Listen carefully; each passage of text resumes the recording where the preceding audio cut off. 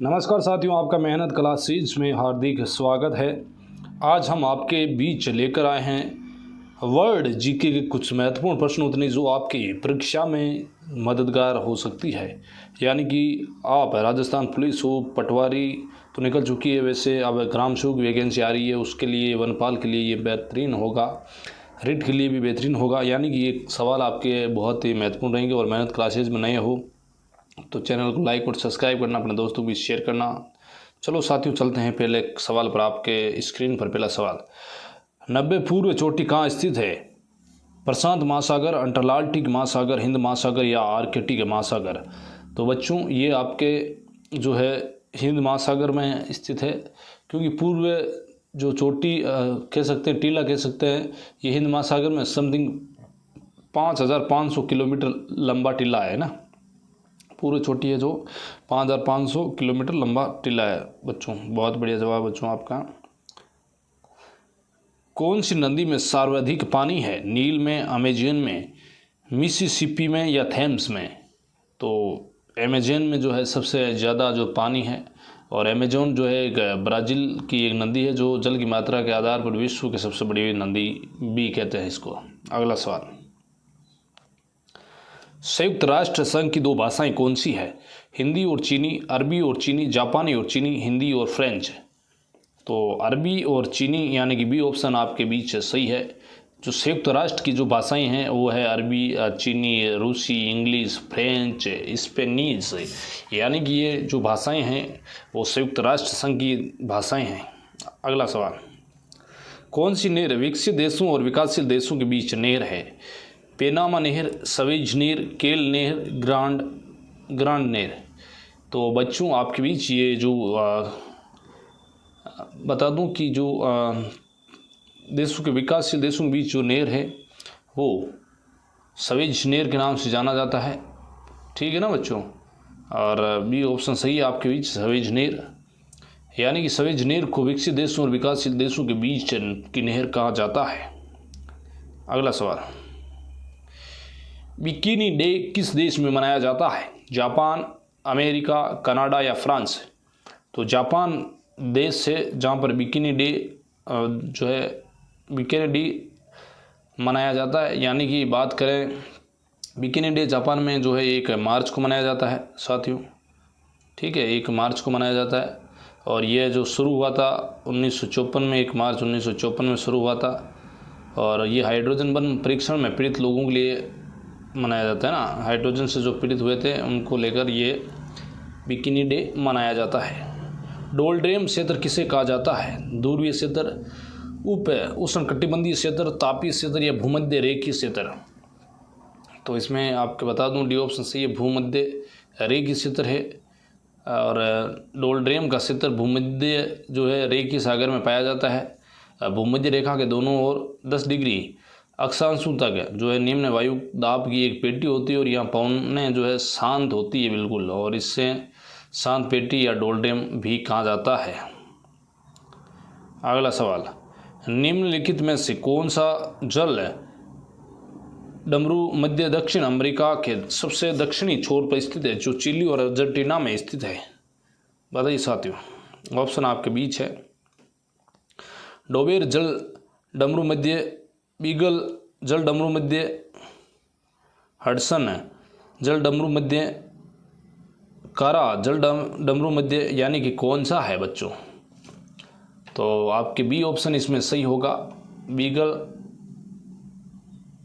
ठीक है, बीगल जल डमरू मध्य ना, जो बीगल जो है इसके बारे में अपन बात कर लेते हैं। बीगल जल डमरू मध्य जो है दक्षिण अमेरिका के जो है सुदूर दक्षिण तिएरा डेल फुएगा द्वीप समूह में स्थित है। इसका कुछ हिस्सा चिली और अर्जेंटीना में भी बताया जाता है, जबकि जल डमरू मध्य के पूर्वी भाग से चिली और अर्जेंटीना के बीच सीमा का निर्माण भी होता है। अगला सवाल, अफ्रीका का कतांगा पठार में किस खनिज के विशाल भंडार विद्यमान है? तांबा व यूरेनियम, यूरेनियम व जिंक व बॉक्साइट व जिप्सम? क्या है बच्चों, बताइए। तो इसमें आपके ऑप्शन जो है तांबा और यूरेनियम जो है अफ्रीका और कतांगा पठार में पाया जाता विशाल भंडार मौजूद है, और ये पठार कृषि के लिए भी शानदार है। सॉरी, ये पठार समुद्र तल से जो है 1220 मीटर की ऊंचाई पर स्थित है। समुद्र तल से 1220 मीटर की ऊंचाई पर स्थित है साथियों। निम्नलिखित में से किस क्षेत्र को डोल्ड्रम पेटी भी कहा जाता है? ये सवाल आपके बीच दिस रिपीट एंड जो भूमध्य रेखीय क्षेत्र को कहा जाता है, और भूमध्य रेखा जो है पृथ्वी के दो समान भागों में बांटती है, आपको पता होगा। जो भौतिक है, भूगोल में स्थलाकृतियाँ, चट्टानों, खनिज, मिट्टी और जलवायु, नदियाँ, वातावरण जो है इनका अध्ययन किया जाता है, और जो है भूमध्य रेखीय क्षेत्र को जो है डोल्ड्रम पट्टी कहा जाता है बच्चों। भौतिक भूगोल में निम्नलिखित में से किसका अध्ययन किया जाता है? आर्थिक गतिविधियाँ, मानवीय हस्तांतरण, मिट्टी या बस्तियाँ। तो आप बताइए साथियों क्या है?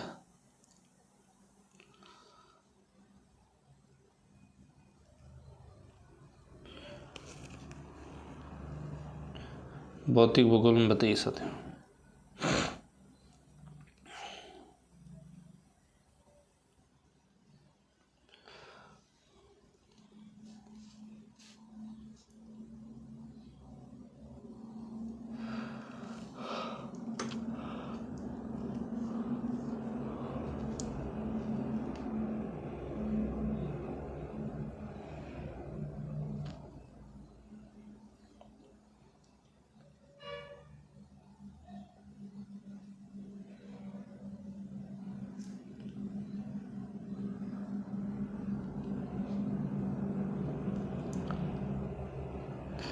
तो इसमें मिट्टी का अध्ययन किया जाता है। भौतिक भूगोल में जो है स्थलाकृतियाँ, चट्टानों, खनिज, मिट्टी, जलवायु, नदी आदि का वातावरण आदि का जो है इसमें अध्ययन किया जाता है साथियों। अगला सवाल, निम्न में से किस महासागर को हेरिंग पोर्ट के नाम से भी जाना जाता है? प्रशांत महासागर, अंटार्कटिक महासागर, आर्कटिक महासागर या हिंद महासागर? तो इसमें आपके डी ऑप्शन सही है। हिंद महासागर को जो है हेरिंग पोर्ट के नाम से जाना जाता है। अटलांटिक महासागर में उत्तर अमेरिका का समुद्री क्षेत्र में हेरिंग मछली यानी कि अत्यधिक मात्रा में पाए जाने के कारण अंटार्कटिक महासागर को हेरिंग पोर्ट भी कहा जाता है। और प्रेरी नामक घास के क्षेत्र उत्तरी अमेरिका में ज़्यादा पाए जाते हैं। इन क्षेत्रों में आमतौर पर पेड़ नहीं पाए जाते हैं। इस क्षेत्र में 2 मीटर तक ऊंची घास पाई जाती है। प्रेरी नामक चारागाह किस क्षेत्र में पाया जाता है? तो प्रेरी नामक जो है उत्तरी अमेरिका में पाया जाता है साथियों, ठीक है। और आमतौर पर पेड़ नहीं पाया जाता, और इस क्षेत्र में 2 मीटर की ऊंची घास पाई जाती है बच्चों। निम्नलिखित में से किस बायोम पेड़ नहीं है? टेंगा, टूंड्रा, छपरल या सवाना? तो बी ऑप्शन से ये टूंड्रा जो है यह उत्तरी ध्रुव के समीप स्थित है, और इस स्थान पर जलवायु जो है अत्यधिक शीत होने के कारण यहाँ सीमित संख्या में ही जो है वनस्पति उपलब्ध है, ठीक है बच्चों। निम्नलिखित में से किस क्षेत्र को अश्व अक्षांश कहा जाता है? भूमध्य रेखीय निम्न दाब क्षेत्र, उपोष्ण उच्च दाब क्षेत्र, उपध्रुवीय निम्न दाब क्षेत्र या ध्रुवीय क्षेत्र? कौन सा है बच्चों? तो उपोष्ण उच्च दाब क्षेत्र है, ठीक है। और जो है भूमध्य रेखा के 15 डिग्री से 30 डिग्री अक्षांश के क्षेत्र को जो है अश्व अक्षांश कहा जाता है, और ये उच्च वायुदाब क्षेत्र है। बहुत बढ़िया जवाब बच्चों आपका, और इसी तरह मेहनत करते रहिए। और मेहनत क्लासेस में नए हो तो एक बार सब्सक्राइब जरूर कर लेना बच्चों। अगला सवाल, निम्नलिखित में से किस मृदा में खनिज की मात्रा पर्याप्त होती है? अलूवियल मृदा, काली मिट्टी, लाल मिट्टी या लेटराइट मृदा? कौन सी? काली मिट्टी है ना। और बाकी काली मिट्टी लगभग भारत के जो है 40 भूभाग पर है। एल्यूवियल मृदा विद्यमान है। ये मृदा खनिज पदार्थों की उपलब्धता के कारण काफी उपजाऊ होती है।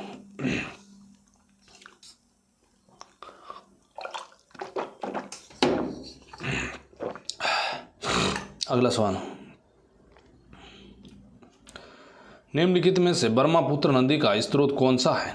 तिब्बत में कैलाश पर्वत, तिब्बत में मानसरोवर झील, गंगोत्री ग्लेशियर या और कोई, या फिर सभी क्या है।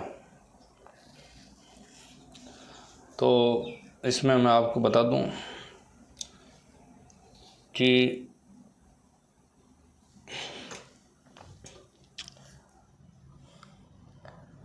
ब्रह्मपुत्र नदी का जो है तिब्बत मानसरोवर है ना, झील है ना। आगे बढ़ते हैं। ओम नदी किस क्षेत्र में प्रवाहित होती है? अफ्रीका, जाहिर है, एशिया, पाकिस्तान, एशिया, रूस, अमेरिका या कनाडा? बताइए। तो एशिया और रूस है, ठीक है बच्चों। और एशिया रूस। ओम नदी जो है पश्चिम साइबेरिया की प्रमुख नदी भी है और ये विश्व की 7वीं सबसे बड़ी लंबी नदी है ना। ओम नदी की जो है कुल लंबाई है 3650 किलोमीटर बच्चों। बहुत बढ़िया जवाब। भारत में ग्रीष्मकाल के दौरान चिली में कौन सी ऋतु होती है? ग्रीष्मकाल, शीतकाल, बसंत ऋतु या पतझड़ ऋतु? तो शीतकाल ऋतु होती है, ठीक है बच्चों, बढ़िया जवाब। और बाकी चिल्ली के बारे में थोड़ा और बता दूं कि चिल्ली जो है उसमें जुलाई से अगस्त के बीच शीतकाल होता है और जबकि दिसंबर से फरवरी के बीच ग्रीष्मकाल होता है। निम्नलिखित में से किस देश को विश्व का चीनी का कटोरा कहा जाता है? नॉर्वे, स्वीडन, भारत या क्यूबा? तो क्यूबा देश ऐसा है जिसको विश्व के चीनी का कटोरा कहा जाता है। क्यूबा कैरेबियन सागर में समीप ही स्थित है और ये चीन उत्पादन के लिए जो है चीनी उत्पादन के देश में चीनी उत्पादन के लिए प्रसिद्ध था, परंतु पिछले कुछ समय में क्यूबा का चीनी उद्योग काफ़ी कम हो गया है। यानी चीनी उद्योग में फेमस था और ये इसको पिट गया। यानी कि अब अपन मेहनत क्लासेस में नए हो बच्चों तो सब्सक्राइब कर लेना, सवाल नहीं आते हो तो कमेंट्स में डाल देना, और हाँ लाइक और शेयर और सब्सक्राइब ज़रूर करना। साथ में आप कुछ भी समस्या हो तो आप बता सकते हो। धन्यवाद आप सभी साथियों का मेहनत क्लासेस से जुड़ने